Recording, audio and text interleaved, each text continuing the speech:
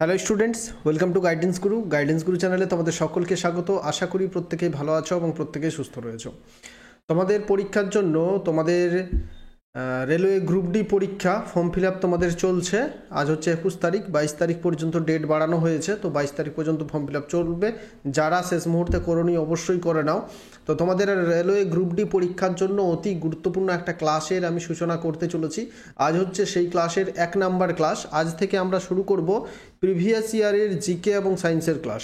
2018 সালে বা তারপরে যখন পরীক্ষা হয়েছিল এসএসসি রেলওয়ে গ্রুপ ডির, ঠিক আছে, তো 2018 সালের যে রেলওয়ে গ্রুপ ডির পরীক্ষা হয়েছিল তার প্রত্যেকটা শিফটের যে 45টা করে প্রশ্ন এসেছিল, ঠিক আছে, তার মধ্যে প্রত্যেকটা প্রশ্নই আমি আলোচনা করতে শুরু করেছি। প্রত্যেক দিন একটা করে সেট আমি তোমাদের পড়াবো, ঠিক আছে। তো আজ আমরা যেটা করব সেটা হচ্ছে পরীক্ষা হয়েছিল 18/10/2018 সালে সেকেন্ড শিফটে পরীক্ষা হয়েছিল। এখানে 45টা প্রশ্ন ছিল, ঠিক আছে, সায়েন্স এবং জিকে মিলিয়ে মোট 45টা প্রশ্ন। তো এই 45টা প্রশ্ন আলোচনা করব, তো মন দিয়ে দেখো, লাস্ট পর্যন্ত দেখতে থাকবে। আর ক্লাসটা যদি তোমাদের ভালো লাগে এবং এই ধরনের ক্লাস যদি তোমরা প্রত্যেক দিন চাও, তাহলে অবশ্যই কমেন্টে জানাও যে স্যার এই ক্লাসটা আমরা প্রত্যেক দিন চাই। আমি টাইম আপাতত রেখেছি সন্ধে 7টার সময়। সন্ধে 7টায় যে টাইমে আমাদের এসএসসি জিডির ক্লাসটা আসতো, এসএসসি জিডির পরীক্ষা প্রায় শেষ, ঠিক আছে, তাই এই টাইমটাতে আমরা রেলের গ্রুপ ডির প্রিভিয়াস ইয়ারগুলো করব। আর এটার যদি তোমরা পিডিএফ নিতে চাও বা আমাদের প্রিভিয়াস ইয়ারের যে আমাদের পেড ব্যাচ, সেই পেড ব্যাচে জয়েন করতে চাইলে এই যে আমাদের নাম্বার, এই নাম্বারে হোয়াটসঅ্যাপ করবে, পেড ব্যাচের ডিটেলস বলে দেবো। সেখানে প্রিভিয়াস ইয়ারের পিডিএফ থেকে শুরু করে ক্লাস পাওয়া যাবে, সব কিছুই পাওয়া যাবে। তা নিয়ে আমি একটা আলাদা করে ভিডিও করে দেবো, ঠিক আছে। তো অবশ্যই লাস্ট পর্যন্ত প্রত্যেকে দেখবে। চলো আজকের ক্লাসটা শুরু করা যাক। প্রথমে কি প্রশ্ন আছে আমরা দেখে নেব। তো দেখো, ক্লাসটা আমি যখন করাবো তো প্রত্যেক দিন তো তোমাদের 45টা করে প্রশ্ন থাকবে। 45টার মধ্যে দুটো একটা তিনটে প্রশ্ন এমন এমন থাকবে যেগুলো তোমাদের পরীক্ষার জন্য দরকার নয়, সেই সব প্রশ্নগুলো আমি স্কিপ করে দেবো, ঠিক আছে। তো মোটামুটি 40+ প্রশ্ন প্রত্যেক দিনই থাকবে। তো আজ আমাদের প্রথম প্রশ্নটা দেখো কি আছে। পরীক্ষাটা হয়েছিল আচ্ছা 1/10 হবে এটা নাকি, যাই হোক 18/10 সেকেন্ড শিফটে পরীক্ষা হয়েছিল। 2017 সালের বিশ্বব্যাপী ক্ষুধার সূচক গ্লোবাল হাঙ্গার ইন্ডেক্স এর রিপোর্ট অনুযায়ী 119টি দেশের মধ্যে ভারতের ক্রম হলো কত। তো এটা 2017 সালের হাঙ্গার রিপোর্ট চাওয়া হচ্ছে। তো এখন তোমাদের আর 2017 সালের রিপোর্টটার দরকার নেই, এটা তোমাদের পরীক্ষায় আসবে না। তো 2017 সালে ছিল 100। এখন প্রশ্ন আসবে যে 2024 সালে গ্লোবাল হাঙ্গার ইন্ডেক্স অনুযায়ী বা বিশ্ব ক্ষুধা সূচকে ভারতের র্যাঙ্ক কত। এখানে 2000 যদি বলা হয় ভারতের র্যাঙ্ক, 2024 সালে ভারতের র্যাঙ্ক হচ্ছে 105। কতগুলো দেশের মধ্যে র্যাঙ্কিং করা হয়েছে? মোট 127টি দেশের মধ্যে র্যাঙ্কিং করা হয়েছে, যেখানে ভারতের র্যাঙ্ক হচ্ছে 105, ঠিক আছে। তো মনে রাখবে, অতি গুরুত্বপূর্ণ প্রশ্ন, রেলওয়ে গ্রুপ ডি ছাড়াও যে কোনো পরীক্ষার জন্য প্রশ্নটা ইম্পর্টেন্ট। 2 নম্বর প্রশ্নটা দেখো কি আছে। ভর বাই আয়তন সমান কি? ভর বাই আয়তন সমান কি, এটা বলতে হবে। ভর বাই আয়তন সমান কি? ভর বাই আয়তন সমান কি? কারেক্ট আনসার কি হবে? কোনো বস্তুর ভরকে তার আয়তন দিয়ে যদি আমরা ভাগ করে দিই তাহলে কি বের হবে? কোনো বস্তুর ভরকে যদি আমরা তার আয়তন দিয়ে ভাগ করে দিই তখন সেই বস্তুর কি বের হবে? ঘনত্বটা বের হবে। কোনো বস্তুর ভরকে তার আয়তন দিয়ে ভাগ করে দিলে ঘনত্ব বের হবে। বা ঘনত্ব মানে কি? সেই বস্তুর মধ্যে কতটা ম্যাটেরিয়াল আছে সেটাই হচ্ছে ঘনত্ব। 3 নাম্বার দেখো, সায়েন্স এবং জিকের প্রশ্ন মিক্স করে পরীক্ষাতে যখন তোমাদের পরীক্ষাটা হবে, তো সায়েন্সের যে 20টা প্রশ্ন, জিকের 25টা, জিকে কারেন্ট অ্যাফেয়ার্সের 25টা প্রশ্ন, 45টা প্রশ্ন কিন্তু মিক্স করে থাকবে। 3 নাম্বার হচ্ছে রবীন্দ্রনাথ ঠাকুরের বানানো প্রতিষ্ঠানটি কোনটি? এগুলোর মধ্যে কোনটি রবীন্দ্রনাথ ঠাকুর বানিয়েছেন? তো এটার প্রশ্নের উত্তর আমি তোমাদের বলে দেবো না, এটা প্রত্যেকে তোমরা এক্ষুনি কমেন্ট করে দাও এই উত্তরটা, ঠিক আছে। আমরা প্রত্যেকেই জানি যে এখানে যে অপশনগুলো আছে তাদের মধ্যে কোনটি রবীন্দ্রনাথ ঠাকুর স্থাপন করেছিলেন, ঠিক আছে। 4 নাম্বার প্রশ্নটা দেখো কি আছে। যদি তুমি একটি গ্লাসে বরফ রেখে কানায় কানায় জল ভর্তি করে রাখো এবং বরফ গলতে শুরু হলে নিচের কোন অবস্থাটা হবে? একটা গ্লাস আছে, গ্লাসের মধ্যে বরফ রেখে দিলাম, বরফ রেখে দিলাম, আর যখনই কানায় কানায় জল পূর্ণ করে দেব, তাহলে আমরা জানি যে বরফ জলে ভাসে, বরফগুলো জলের উপরে উঠে যাবে। ঠিক আছে, এখন ধীরে ধীরে তো বরফগুলো গলবে, তো ধীরে ধীরে যখন বরফগুলো গলবে তখন জলস্তরের কি পরিবর্তন হবে? সব বরফগুলো জলের তলায় গিয়ে থিতিয়ে পড়বে? এটা তো হবেই না কখনো। জল উপচে পড়ে যাবে? এটাও হবে না। জলের স্তর আগের মতোই থেকে যাবে, হ্যাঁ এইটা ঠিক আছে। আর জলের স্তর একটু নেমে যাবে যেহেতু বরফ গলছে না, জলের স্তর আগের মতোই থেকে যাবে। আমরা আর্কিমিডিসের সূত্র থেকে কি জানি, যে যখন কোনো বস্তু জলের মধ্যে দেওয়া হয় তখন সেই বস্তুটার সমান আকারের জলের যে মানে জায়গা সেটা কিন্তু সে দখল করে নেই। তাহলে বরফটা যখনই জলের উপরে থাকবে তো বরফের আয়তনের সমান জায়গা বরফ কিন্তু দখল করে থাকবে। এমন নয় যে জলের উপরে বরফটা ভাসবে, এমন কিন্তু কখনোই নয়। কেমন করে ভাসে একটু দেখে নাও ছবিতে, ভাসবে কেমন করে দেখে নাও। বরফ জলে এইরকম করে ভাসবে। এইখানে যদি কানাই কোনাই পূর্ণ থাকে তাহলে বরফটা দেখবে তলার দিকে থাকবে, উপর থেকে দেখা যাবে কিন্তু বরফটা তলার দিকে থাকবে, তাহলে জায়গাটা দখল করে থাকবে। তাহলে বরফটা যখন গলবে তখন কোনো রকমের জলস্তরের পরিবর্তন হবে না। বোঝা গেছে? 5 নম্বর দেখো, ড্যাশ ছিল পাণ্ড্যদের রাজধানী। পাণ্ড্যদের রাজধানী কি ছিল? পাণ্ড্য ছিল দক্ষিণ ভারতের একটা রাজবংশের নাম। দক্ষিণ ভারতের একটি রাজবংশ ছিল পাণ্ড্য। ঠিক আছে, তাদের রাজধানী হচ্ছে মাদুরাই। তাদের রাজধানী কোথায় ছিল? তাদের রাজধানী হচ্ছে মাদুরাই ছিল তাদের রাজধানী। পাণ্ড্য ছিল প্রাচীন ভারতের একটি তামিল রাজবংশ। ঠিক আছে, এই রাজবংশর রাজধানী ছিল মাদুরাই। পাণ্ড্যরা বর্তমানে দক্ষিণ ভারতের বৃহত্তম অংশ ও শ্রীলঙ্কা শাসন করত। বর্তমানে যে দক্ষিণ ভারত, পুরো দক্ষিণ ভারতটা এবং শ্রীলঙ্কাকে তারা শাসন করত। দেখতে পাচ্ছ প্রত্যেকটা সাবজেক্টের প্রশ্ন কিন্তু মিক্স করে এখানে দেওয়া আছে। জিকে 25 নম্বরের জিকের মধ্যে কারেন্ট অ্যাফেয়ার সহ প্রত্যেকটা সাবজেক্টের প্রশ্ন থাকবে। আর 20 নম্বরের সায়েন্স থেকে তোমার 3টে ফিজিক্যাল সায়েন্স, লাইফ সায়েন্স এবং কেমিস্ট্রি 3টে জায়গার থেকেই প্রশ্ন থাকবে। 6 হচ্ছে সৌর প্যানেলে নিম্নের কোন ধাতুটি ব্যবহার করা হয়? বর্তমানে বহুল ব্যবহার করা হচ্ছে সৌর প্যানেল, যে সৌর বিদ্যুৎ উৎপাদনের জন্য। তো সেখানে কোন ধাতু ব্যবহার করা হচ্ছে? কারেক্ট আনসার হবে সিলিকন ধাতু ব্যবহার করা হচ্ছে, অপশন সি। 7 নাম্বার প্রশ্নটা দেখো কি আছে, নিম্নের কোনটির রাসায়নিক পরিবর্তনের উদাহরণ নয়? নিম্নের কোনটা কেমিক্যাল চেঞ্জ বা রাসায়নিক পরিবর্তন নয়? আমরা রাসায়নিক পরিবর্তন মানেটা কি জানি? রাসায়নিক পরিবর্তন মানে হচ্ছে কোনো জিনিসের এমন পরিবর্তন, এমনভাবে পরিবর্তন হবে যাকে আর পূর্বের অবস্থায় ফিরিয়ে আনা যাবে না। যেমন একটা কাগজকে পোড়ানো হলো, ছাই হয়ে যাবে। কাগজ থেকে যে কার্বন বেরোবে সেটা বাতাসের সঙ্গে মিক্স হয়ে কার্বন ডাইঅক্সাইড হয়ে যাবে। এই ছাই থেকে আবার পুনরায় কাগজ তৈরি করা যাবে না। তো এটাই হচ্ছে রাসায়নিক পরিবর্তন। কিন্তু ভৌত পরিবর্তন, যেমন আমরা জলকে গরম করব, সেটা বাষ্পে পরিণত হবে, সেই বাষ্প থেকে কিন্তু আবার জল তৈরি করা যাবে। ঠিক আছে, একটা বদ্ধ পাত্রে যদি জল গরম করা হয় কিন্তু জলটা সমান থাকবে, তাহলে এটা হচ্ছে ভৌত পরিবর্তন। তাহলে রাসায়নিক পরিবর্তনের উদাহরণ নয় জলের জলীয় বাষ্পের রূপান্তর। এই যে জলের জলীয় বাষ্প হচ্ছে, এটা কিন্তু রাসায়নিক পরিবর্তনের উদাহরণ নয়। বাকি যেগুলো আছে, দুধের দইয়ে রূপান্তর, এটা রাসায়নিক পরিবর্তন। লোহার মরিচা রাসায়নিক পরিবর্তন। আমাদের দেহে খাদ্যের হজম রাসায়নিক পরিবর্তন। ঠিক আছে, কারণ দই থেকে দুধ ফিরিয়ে আনা যাবে না। 8 নম্বর প্রশ্ন দেখো, নিম্নের কাকে 2017 সালে হৃদয়নাথ মঙ্গেশকর পুরস্কার ঘোষিত করা হয়েছে? তো 2017 সালে কে হৃদয়নাথ মঙ্গেশকর পুরস্কার পেয়েছেন সেটা আমাদের কাছে বর্তমানে আর ইম্পর্টেন্ট নয়, কিন্তু বর্তমানে 2024 সালে কে হৃদয়নাথ মঙ্গেশকর পুরস্কার পেয়েছেন সেটা কিন্তু আমাদের কাছে অবশ্যই ইম্পর্টেন্ট। 2017 সালে যিনি পেয়েছেন তিনি হচ্ছেন জাভেদ আখতার। ঠিক আছে, আর বর্তমানে যিনি পেয়েছেন তিনি হচ্ছেন সঞ্জীবনী ভেলান্ডে। ইনি হচ্ছেন জাভেদ আখতার, 2017 সালে পেয়েছিলেন। এটা মিউজিক ব্যক্তিত্বদের, যারা মিউজিকের সঙ্গে যুক্ত, সঙ্গীতের সঙ্গে যুক্ত, তাদেরকে দেওয়া হয়। আর বর্তমানে 2024 সালে কে পেয়েছেন একটু নামটা জেনে রাখো। 2024 সালে কে পেয়েছেন, তিনি হচ্ছেন সঞ্জীবনী। ঠিক আছে, সঞ্জীবনী ভেলান্ডে। নামগুলো বারবার না পড়লে মনেও থাকে না।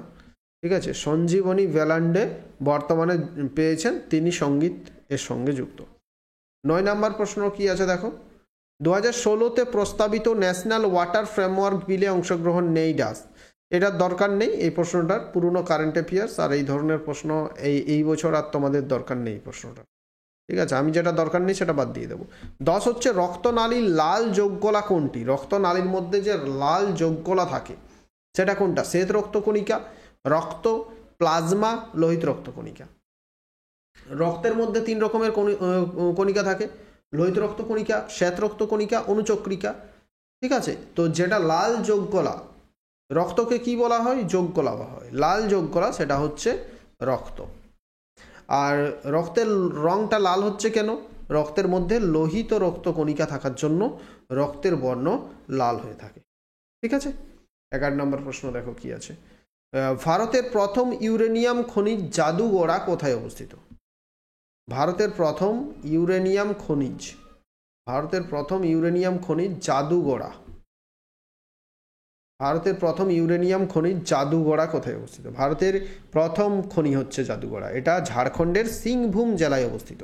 জামশেদপুর সিংভূম জেলা, জামশেদপুরের পাশাপাশি আছে পূর্ব সিংভূম, সেইখানেই জাদুগোড়া খনিটা রয়েছে।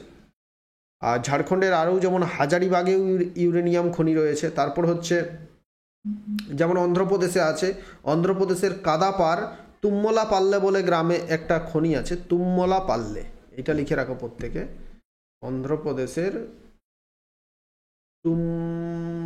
তুম্মলা পাল্লে, এই খনিটা মাঝে মধ্যে পরীক্ষায় আসে। তুম্মলা পাল্লে খনিটা কোথায়, ঠিক আছে। তারপর উত্তরপ্রদেশে খনি আছে যেমন সাহারানপুর, উত্তরপ্রদেশের সাহারানপুর, এগুলো হচ্ছে ইউরেনিয়াম খনি। জাদুগোড়াটা সব থেকে বেশি ইম্পর্টেন্ট, তারপর সাহারানপুর, তারপর তুম্মলা পাল্লে, ঠিক আছে। নেক্সট দেখবো 12 নম্বর প্রশ্ন, একটু চার্জ দিতে হবে আমাকে। 12 নম্বর প্রশ্ন দেখো কি আছে, নিম্নলিখিত নীতিগুলোর মধ্যে কোনটি অপর মহাকাশে একটি রকেট কাজ করে? মহাকাশের মধ্যে যে রকেট উড়ছে সেই রকেট ওরা কোন নীতির উপর কাজ করে? এটা আমরা 7-8 ক্লাস থেকে ক্লাস 10 থেকে পড়ে আসছি। কি হবে? ভরের সংরক্ষণ নীতি। রকেট ওরা হচ্ছে, রকেট, জেট প্লেন, এগুলো সবই হচ্ছে ভরের সংরক্ষণ নীতির উপর ভিত্তি করে আকাশে ওড়ে। 13 হচ্ছে 1946-এ ভারতের সংবিধান রচনা করা হয়েছিল কনস্টিটিউয়েন্ট অ্যাসেম্বলি গঠিত করে ড্যাশ দ্বারা।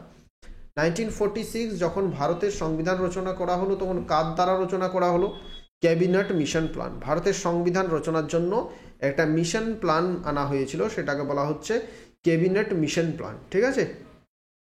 এটা ছিল ত্রিস্তরীয় প্রশাসনিক কাঠামোর প্রস্তাব করেছিল এই ক্যাবিনেট মিশন প্ল্যান। ক্যাবিনেট মিশনের সদস্য অনেক সময় পরীক্ষায় আসে, যেমন সদস্যরা ছিলেন লর্ড প্যাথিক লরেন্স, ঠিক আছে। তারপর ছিলেন স্যার স্টাফোর্ড ক্রিপস আর এভি আলেকজান্ডার, এই 3 জন, lord Pethick Lawrence, Stafford Cripps এবং এভি আলেকজান্ডার। 14 নম্বর প্রশ্নটা দেখো এরপর, নিম্নলিখিত কাকে 2018-তে শিল্প এবং সঙ্গীতের জন্য পদ্মবিভূষণ সম্মানিত করা হয়েছে? তো দেখো যে এসএসসি জিডির পরীক্ষা বা এসএসসির এমটিএস বা সিজিএল, এই পরীক্ষাগুলোতে কিন্তু 2-4 বছর আগেকার পুরনো কারেন্ট অ্যাফেয়ার্স অনেক সময় পরীক্ষায় থাকে, কিন্তু রেলওয়ের পরীক্ষায় বেশি পুরনো কারেন্ট অ্যাফেয়ার্স থাকবে না, তাই তোমাদের এই প্রশ্নটা আর দরকার নেই। তোমাদের এখন দরকার আছে যে বর্তমানে 2024 সালে পদ্মবিভূষণ কে পেয়েছেন। এটার উত্তর হয়ে যাবে মিস্টার ইলাইয়া রাজা, এটা আমাদের দরকার নেই। আমরা দেখব 2024 সালে কে পেয়েছেন। 2024 সালে যারা পদ্মবিভূষণ পেয়েছেন তারা হচ্ছেন বৈজয়ন্তীমালা, লিখে রাখবে প্রত্যেকে, বৈজয়ন্তীমালা। আমি যতদূর জানি বৈজয়ন্তীমালা হচ্ছেন একজন অভিনেত্রী, ঠিক আছে। তারপর চিরঞ্জীবী, তিনি হচ্ছেন অভিনেতা। তারপরে হচ্ছেন ভেঙ্কাইয়া নাইডু, সবাই নাম জানো, ভেঙ্কাইয়া নাইডু ভারতের প্রাক্তন কংগ্রেসি মন্ত্রী ছিলেন, কংগ্রেসের আমলের কেন্দ্রীয় মন্ত্রী ছিলেন ভেঙ্কাইয়া নাইডু। তারপর হচ্ছে বিন্দেশ্বর পাঠক এবং পদ্মা সুব্রমণিয়াম, বিন্দেশ্বর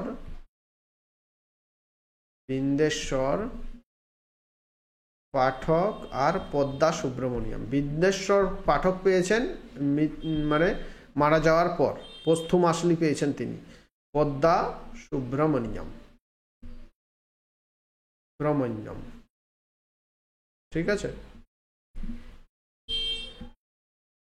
এই 5 জন পেয়েছেন 2024 সালে। এই 5 জনের নামটা মনে রাখবে। এরপর দেখো 15 নম্বর প্রশ্ন, কোন দেশ 27তম সুলতান আজলান শাহ কাপ জিতেছে? তো 27তম সুলতান আজলান শাহ কাপ কোন দেশ জিতেছে সেটা দরকার নেই, তোমাদের দরকার হচ্ছে যে এখন কোন দেশ জিতেছে বা সুলতান আজলান শাহ কাপ কোন খেলার সঙ্গে যুক্ত বা এটা কোথায় আয়োজিত হয়। দেখো, সুলতান আজলান শাহ কাপ হচ্ছে মালয়েশিয়ায় অনুষ্ঠিত একটা আন্তর্জাতিক হকি টুর্নামেন্টের নাম। এটা মালয়েশিয়ায় আয়োজিত হয়। ঠিক আছে, 1983 সালে দ্বিবার্ষিক প্রতিযোগিতা হিসেবে শুরু হয়েছিল সুলতান আজলান শাহ কাপ। কবে শুরু হয়েছিল প্রশ্ন থাকলে বলবে 1983। কোথায় আয়োজিত হয় থাকলে বলবে মালয়েশিয়াতে এটা আয়োজিত, মালয়েশিয়া আয়োজন করে থাকে। ঠিক আছে, মালয়েশিয়া আয়োজন করে থাকে। আর যদি প্রশ্ন থাকে যে এটা কোন খেলার সঙ্গে যুক্ত তখন বলবে ফিল্ড হকি খেলার সঙ্গে যুক্ত।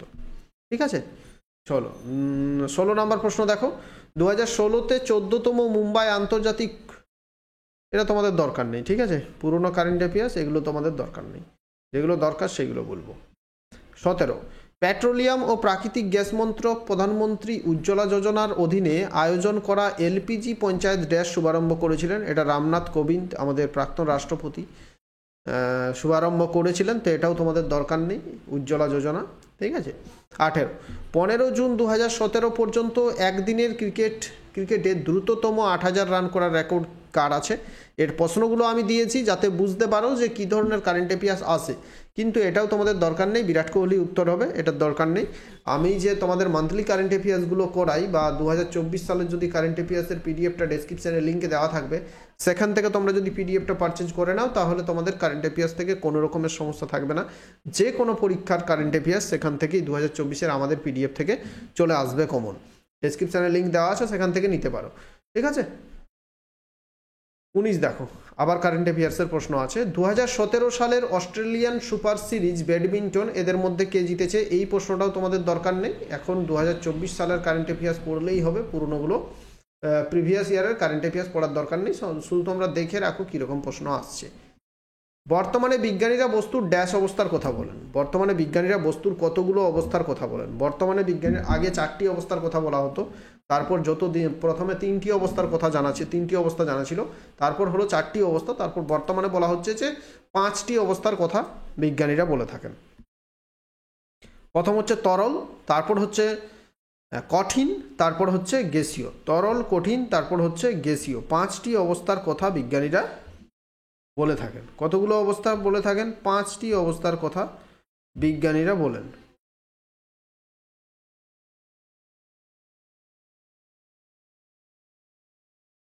কঠিন, তরল, গ্যাস, প্লাজমা এবং বস আইনস্টাইন ঘনীভূত। আমি তো প্রথম বললাম, দেখো 1 নাম্বার হচ্ছে কঠিন, 2 নাম্বার অবস্থা হচ্ছে তরল, 3 নাম্বার হচ্ছে গ্যাসীয়,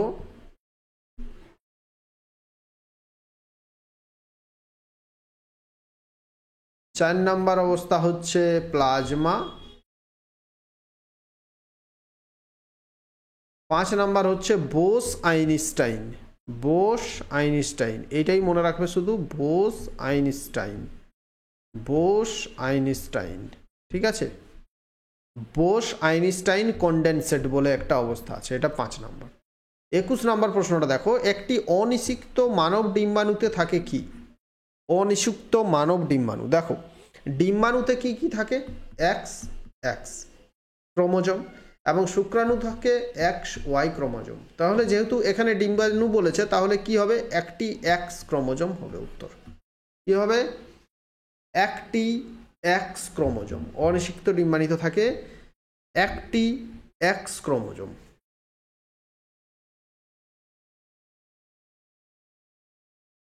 ঠিক আছে, যদি দেখো এই যে এক্স ক্রোমোজোম, চলো নেক্সট প্রশ্নে আমরা চলে যাব। 22, নিচের কোনটি ক্ষারকের ক্ষেত্রে সত্য নয়? ক্ষারকের বৈশিষ্ট্য, ক্ষারক বা বেস সত্য নয় বলেছে। দেখো লাল লিটমাসকে নীল করে, এটা ঠিক আছে, কারণ ক্ষারক কি করে? লাল লিটমাসকে নীল করে, আর অ্যাসিড কি করে? নীল লিটমাসকে লাল করে। তাহলে এটা ঠিক আছে, এখানে বলেছে সত্য নয়, সেটা খুঁজতে হবে। জলীয় মাধ্যমে গলিত অবস্থায় OH মাইনাস সরবরাহ করে, এটাও ঠিক আছে। আর অ্যাসিড কি করে?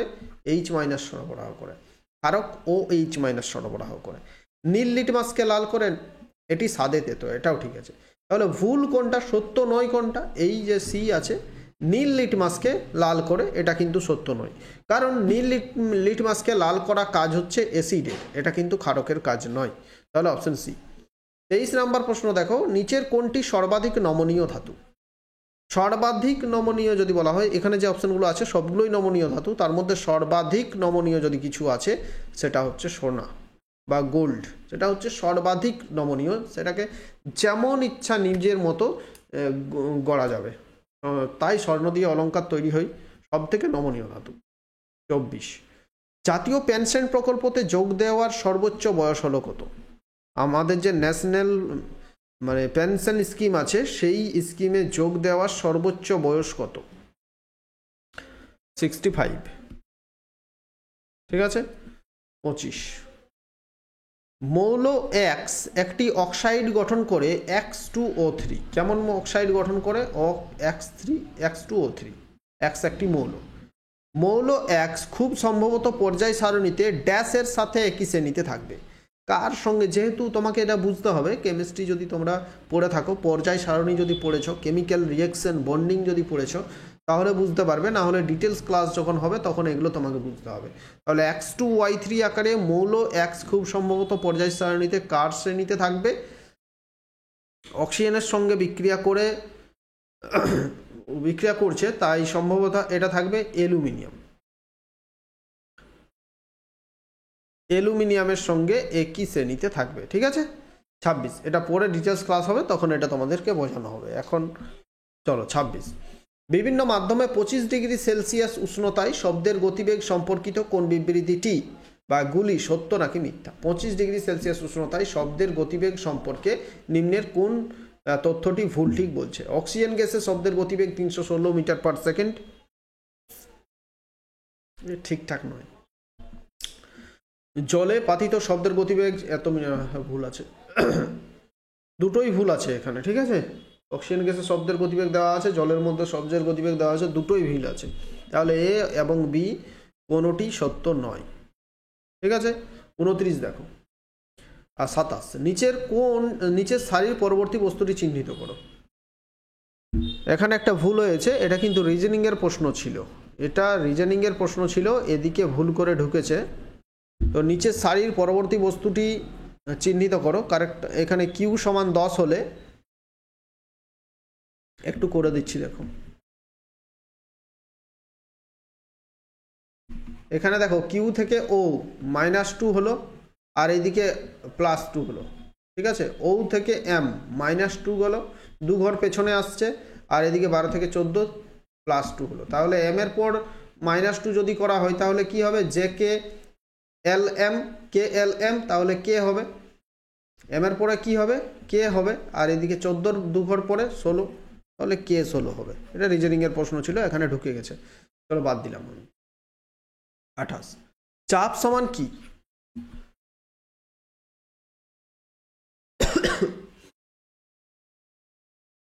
চাপটা আমরা কি করে, কোনো বস্তুর মধ্যে কত চাপ আছে সেটা আমরা কি করে বার করব? ঘাত। একটা যে কোনো ছোট্ট বস্তু নিচ্ছি, তার উপর যত ঘাত প্রয়োগ করা হবে বা উপর থেকে যত জোরে ফোর্স দেওয়া হবে, এবং তাকে যদি আমরা বস্তুর আয়তনটা দিয়ে ভাগ করে দিই, তাহলে আমরা চাপ পেয়ে যাব। চাপের একক কি? পাস্কাল, ঠিক আছে। অপশন ডি, ঘাত বাই আয়তন। 29 দেখো, আপতিত রশ্মি এবং প্রতিফলিত রশ্মির মধ্যবর্তী কোণটি হলো 80 ডিগ্রি, তাহলে আপাতনের কোণটি হলো কত? আলোক চ্যাপ্টার যারা পড়েছো তাহলে বুঝতে পারবে, না হলে ডিটেলসে না পড়লে কিন্তু বুঝতে পারবে না। তাও একটু তাড়াতাড়ির মধ্যে আমি একটু তাড়াতাড়ি বলে দিচ্ছি তোমাদের, আপাতন কোণ, প্রতিফলন কোণ। দেখো এই দিক থেকে একটা আলোক রশ্মি আসছে এই দিক থেকে একটা আলোক রশ্মি, এইখানে এই যে এটা ধরো একটা দর্পণ আছে, এখানে প্রতিফলিত হয়ে এইদিকে চলে যাবে তো। তাহলে আপাতন কোণ কোনটা? এই যে এখান থেকে এলো, এটা হলো আপাতন কোণ, আর এটা হলো কি? প্রতিফলন কোণ। আর আপাতন এবং প্রতিফলন কোণের মধ্যবর্তী কোণটা কত বলেছে? অর্থাৎ এই কোণটা বলেছে 80 ডিগ্রি। তাহলে আপাতনের কোণটি কত? তাহলে এই যে আপাতন এটা পড়ছে এই কোণটা কত সেটা বলতে হবে। এই দুটো 80 ডিগ্রি। আর আমরা কি জানি আপাতন কোণ এবং প্রতিফলন কোণ দুটো সমান, আই ইকুয়াল টু আর বা আই ইকুয়াল টু ভি ধরা হয়, এটা সবসময় সমান হবে। আপাতন কোণ প্রতিফলন কোণ দুটোই সমান হবে। তাহলে আই ইকুয়াল টু আর যদি হয় তাহলে কি হবে, এই দুটো প্লাস হচ্ছে, অর্থাৎ এই দিকটাও যদি আই লিখি তাহলে 2i ইকুয়াল টু 80 ডিগ্রি হবে, আই ইকুয়াল টু কত হবে 40 ডিগ্রি, অর্থাৎ আপাতন কোণ কত হবে 40 ডিগ্রি। আপাতন কোণ 40 ডিগ্রি হবে, প্রতিফলন কোণটাও 40 ডিগ্রি হবে। ঠিক আছে,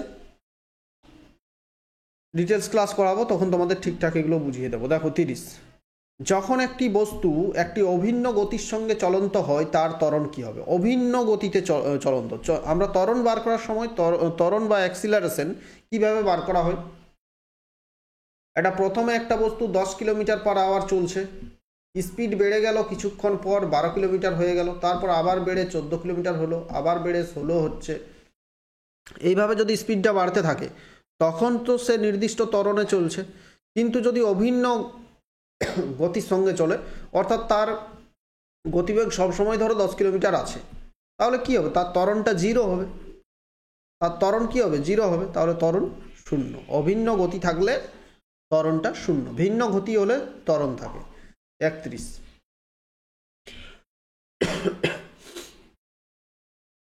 হাইড্রোজেনের ঋণাত্মক পরমাণুর গঠন নিম্নলিখিত কোনটির সঙ্গে সদৃশ্য হয়? হাইড্রোজেনের ঋণাত্মক পরমাণুর গঠন, হাইড্রোজেন থাকে, সেই হাইড্রোজেনের যে ইলেকট্রনটা থাকে, সেই হাইড্রোজেনের ইলেকট্রনটা কিন্তু নিউক্লিয়াসের মধ্যে, হাইড্রোজেন পরমাণুর নিউক্লিয়াসের মধ্যে কুলম্ব শক্তির মাধ্যমে আবদ্ধ হয়ে থাকে।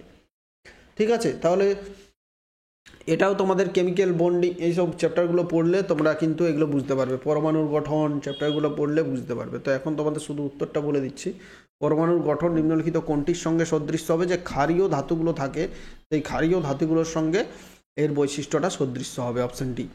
32 নাম্বার দেখো, ড্যাশ হলো অ্যাসকারিসের সাধারণ নাম। অ্যাসকারিস, অ্যাসকারিস বলতে কি ফিতাকৃমি যে থাকে না, সেই ফিতাকৃমিকে অ্যাসকারিস বলা হয়, তার সাধারণ নাম হচ্ছে ফিতাকৃমি।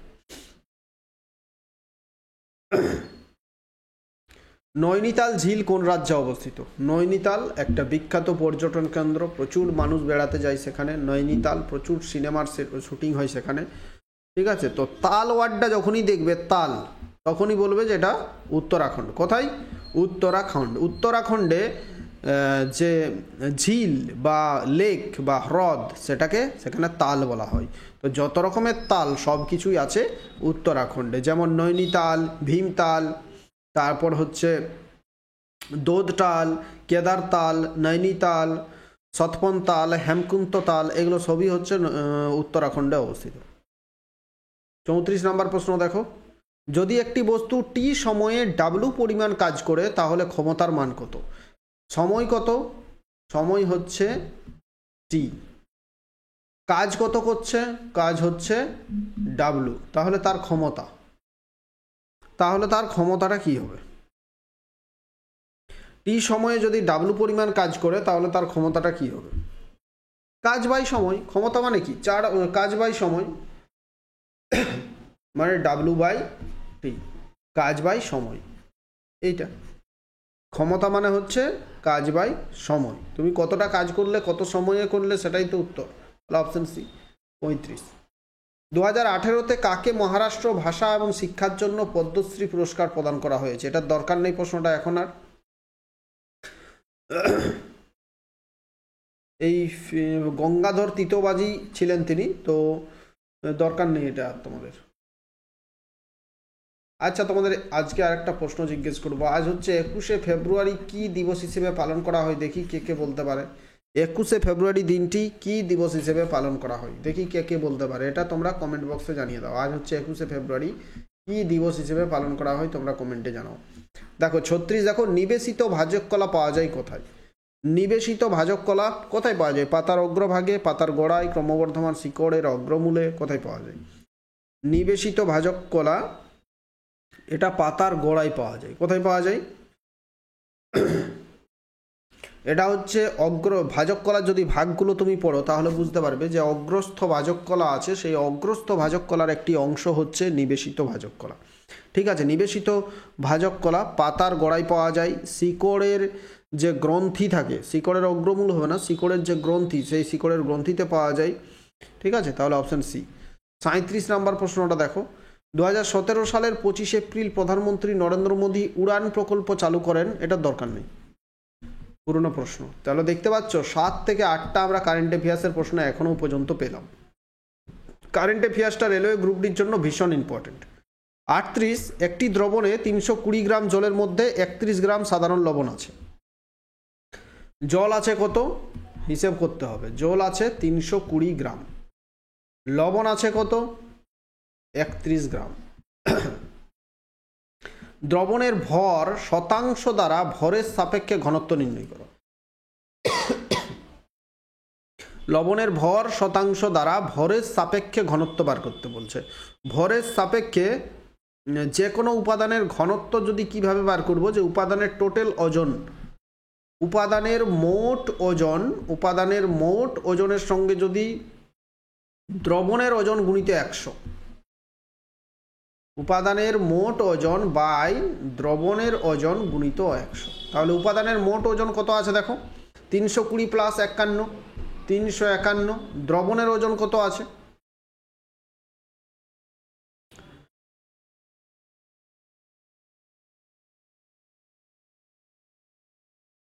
আচ্ছা একটু ভুল হলো, আমাকে এটা একটু দেখতে হবে।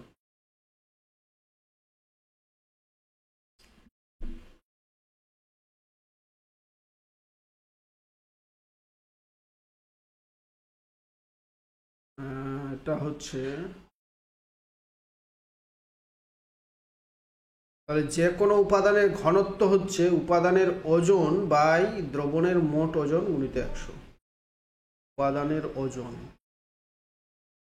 তাহলে উপাদানের ওজন হচ্ছে 31, আচ্ছা সরি, এটা সূত্রটা হচ্ছে উপাদানের ওজন বাই দ্রবণের ওজন গুণিত 100 বাই দ্রবণের ওজন গুণিত 100। তাহলে উপাদানের ওজন কত 31, দ্রবণের ওজন 351 গুণিত 100 কত হবে 8.83%। 8.83% এইটা হবে। ঠিক আছে, চলো নেক্সট দেখো। 39, ড্যাশ দেখান যে একটি মৌলের পারমাণবিক সংখ্যা তার পারমাণবিক ভরের তুলনায় অনেক বেশি মৌলিক। পারমাণবিক সংখ্যাটা তার যে পারমাণবিক ভর থাকবে তার তুলনায় অনেক বেশি মৌলিক হবে। এটা মেন্ডেলিভ পর্যায় সারণী, যে আধুনিক পর্যায় সারণীর সৃষ্টিকর্তা মেন্ডেলিভ বলেছেন যে কোনো একটি মৌলের পারমাণবিক সংখ্যাটা তার পারমাণবিক ভরের তুলনায় অনেক বেশি মৌলিক হবে। 40 নম্বর প্রশ্নটা দেখো, একটি বস্তুকে উলম্বভাবে ঊর্ধ্বমুখে নিক্ষেপ করা হলো, উপরের দিকে নিক্ষেপ করে দেওয়া হলো। এটি মাটির থেকে সর্বোচ্চ উচ্চতা h পর্যন্ত পৌঁছায়। সর্বোচ্চ উচ্চতা মাটি থেকে h পর্যন্ত পৌঁছায়। h উচ্চতায় 3/4 অংশে পৌঁছে বস্তুটি কি অর্জন করবে? h উচ্চতায় যখন 3/4, এই যে 3/4 মানে আমি ধরে নিচ্ছি এই জায়গাগুলোতে পৌঁছালো, তখন সেই বস্তুটা কি অর্জন করবে?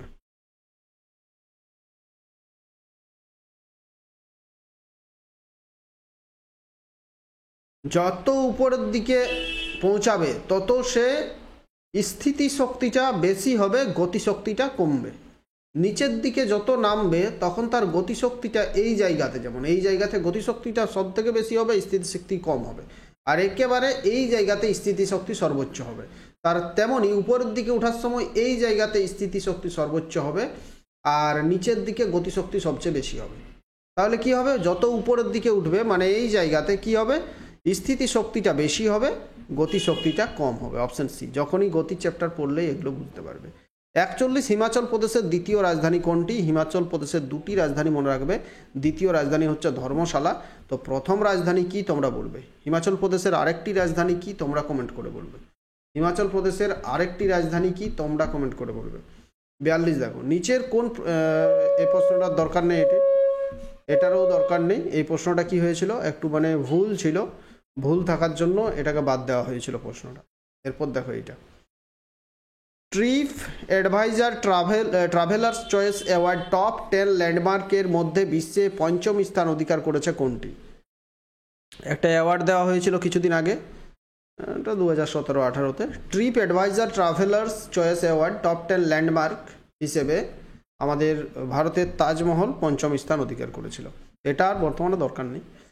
তো 43টা প্রশ্ন, 45টা প্রশ্নের মধ্যে আমি কি বলেছি, প্রত্যেক দিন তোমাদের 40টার মতো বা 40-42টা প্রশ্ন হবে, কারণ 2টা 3টে 4টে প্রশ্ন এমন থাকবে যেগুলো এখানে তোমাদেরকে করানোর দরকার নেই, একবারেই দরকারই নেই, সেগুলো আসবে না পরীক্ষা, বা সেই প্রশ্নগুলো কী ছিল, সেগুলো ডিসপিউট ছিল, কিছু ডিসক্রিপেন্সি ছিল, কোনো ভুলভাল ছিল, সেই জন্য বাদ দেওয়া হয়েছে। তো মোটামুটি 42-43টা প্রশ্ন প্রত্যেক দিন থাকবে তোমাদের। আশা করি ক্লাস ভালো লাগলে তো অবশ্যই তোমার বন্ধুদের সাথে প্রত্যেক দিন ক্লাসটা শেয়ার করো। নতুন হয়ে থাকলে চ্যানেল সাবস্ক্রাইব করে নাও। পেড ব্যাচে যদি জয়েন হতে চাও, ডিটেলসে জানতে চাও পেজ ব্যাচ সম্পর্কে, তাহলে এই নাম্বারে তোমরা হোয়াটসঅ্যাপ করতে পারো। Thank you.